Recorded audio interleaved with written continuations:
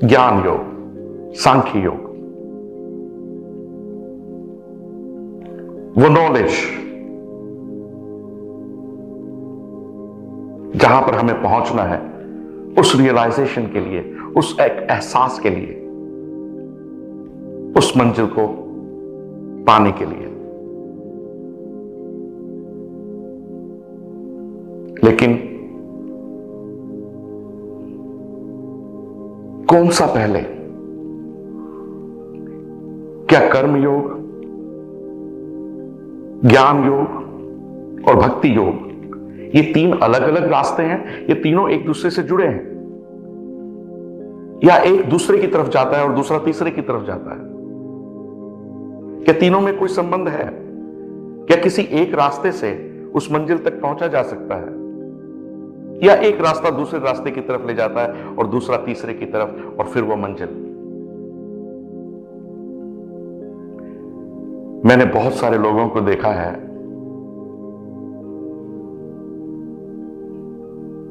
कि वो मंदिर जाते हैं, चर्च में जाते हैं, मस्जिद में जाते हैं और परमात्मा से मांगते हैं कि हे खुदा, हमें ये दे दे, हमें ये चाहिए, औलाद दे दे, धन दे दे, व्यापार दे दे, तरक्की दे दे इस जन्म में,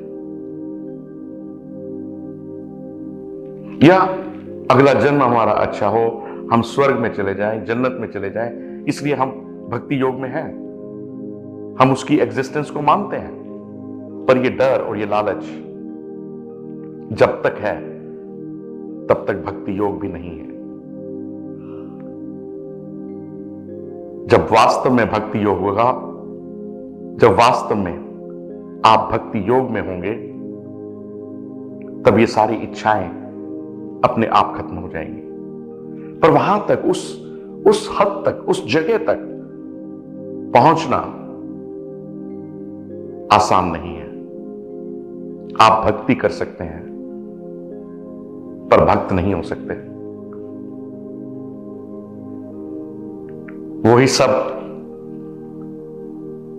वही सब लोग जो परमात्मा से मांगते हैं कि हे दाता, मेरे को ये दे दे, मेरे को वो दे दे, मेरे साथ ये अच्छा हो जाए, मेरा अगला जन्म सुधर जाए, ये दान, वो दान, पिंडदान, हज की यात्रा,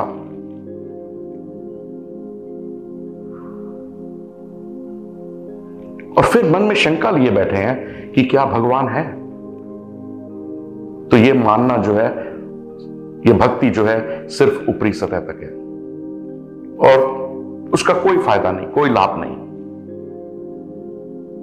दूसरा है कर्म योग। तो क्या सिर्फ कर्म योग से आप परमात्मा की तरफ जा सकते हैं? आप निष्काम कर्म योग में हैं, आप निष्काम कर्म कर रहे हैं, आपको किसी फल की इच्छा नहीं है।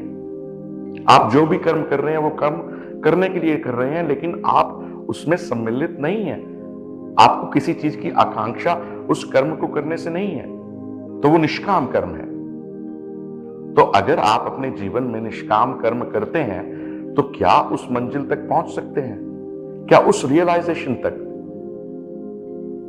दाता तक आप पहुंच सकते हैं? उसे आप पा सकते हैं?